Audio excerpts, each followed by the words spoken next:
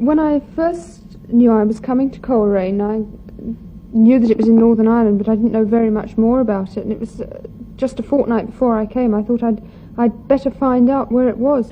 Well, I was even more ignorant because I didn't even know where Ulster was. I had a feeling it was somewhere in Ireland. I didn't know whether it was the south or north, so I had to rush to my atlas.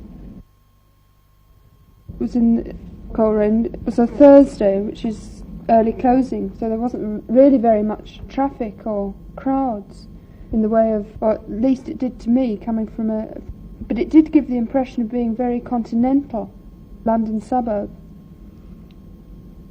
It looks continental in the way that it has so many tall and fairly narrow buildings. And they're all fairly old. And it's not only the shops that make me feel that it's continental, but the layout of the whole town, round the diamond and branching out from the diamond. Coleraine seems to have the atmosphere of what it is, a smallish market town in an agricultural area. Apart from being alive and bustling, it seems friendly anyway on the surface. One has the feeling that you could come to Coleraine and think that everything started here for the whole area. At times it seems to exist without reference to the outside. You have the feeling that you don't only come to Coleraine to get supplies, such as clothes and food, but that they originate somehow in Coleraine. I conjure up the images of the 19th century novel with people stitching away in the back of the shops. You feel that you're in something written by Bennett or Mrs. Gaskell.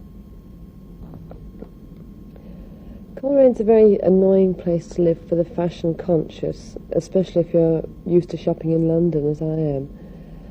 Because it's not that things don't arrive, they do arrive in the long run, but they're just never there when you want them. They're there 6 months later than their equivalents in London.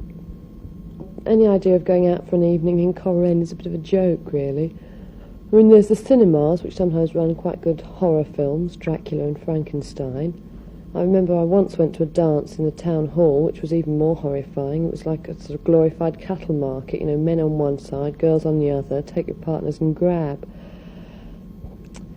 There are some nice pubs in Coleraine, I'll say that, nice atmosphere about them, and you can spend an evening in one of these, but organised entertainment is practically non-existent. I mean, I don't really think that people coming to Coleraine can expect this, coming from outside, can expect to have a sort of London scene laid on for them.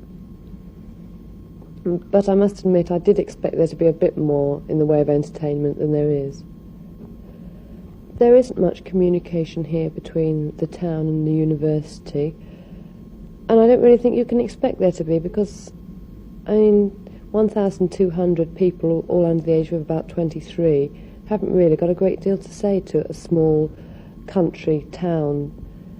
I don't really think the local people are very keen on the students. Perhaps this is just to be expected, but we've had quite a lot of opposition from them at the university, for example, during Rag Week, although at the same time they've been very helpful about other things. If you think about it, you can see why Coleraine should have grown up here, seeing that it's just a little way up the Bann and within easy access of a lot of the surrounding neighbourhood. Perhaps it's just these reasons that it's grown to be the size that it is and still to have importance in the area.